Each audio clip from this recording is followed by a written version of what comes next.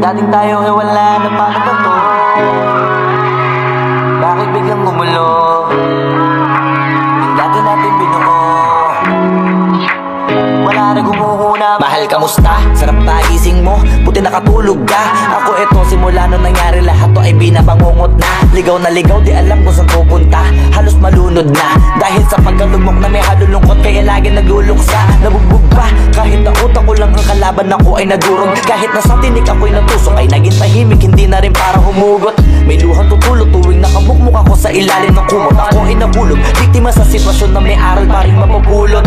Pero huwag mag-alala, kahit papano nakakahinga. Hindi nakatulong yung kasabihan, pag napagod kailangan lang magpahinga. Ilang gabi na nakadilat pa rin ako kahit gabing-gabi na. Pero hindi pa rin nagmakaawa kahit nakawawa taping-api na.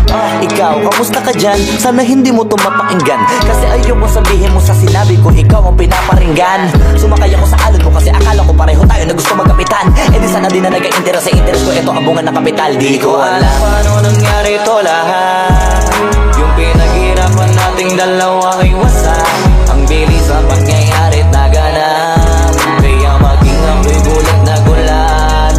Mga alaala na nakakatakot maalala. Naranasan nating dalawa nang magkasama.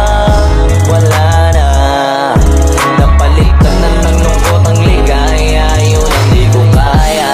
Buti ka pa, parang hindi mo iniinda. Habang ako ihirap na matulog at sana hindi na gumising pa. Gusto ko ng medisina para hindi na makadama ng sakit sa tuwina. Pampamanhid bibilin ko agad kung maraman nagtitinda.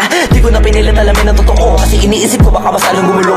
Isabi natin na binuo na wala rin kaagad kasi puno ng alaala madugo. Pagka mag-isa nakaupo, madalas sa kayo ko. Kasabi na nuha ayaw matuyo. Pag may kaharap na ibang tao, naku po, magpapanggap na buo. Kailangan masaya ako palagi, kahit na hindi na katulad ng dati. Para din nila isipin na nahihirapan ako sa lahat ng nangyayari. Sinasarili ang bawat kirot na pinapasan sa likod. Dapat nagtataka lagi kung bakit mulong ang binunga imbis na hinog. Mahirap magpanggap na ayos lang, kaso kailangan sa ganitong kaganapan eh dapat agapang makita ang iyong kahinaan. Para hindi ka awaan o pagtawanan, mahirap palang maranasang masaktan sa kamay na napiling pakisamahan. Di ko alam paano nangyari ito lahat.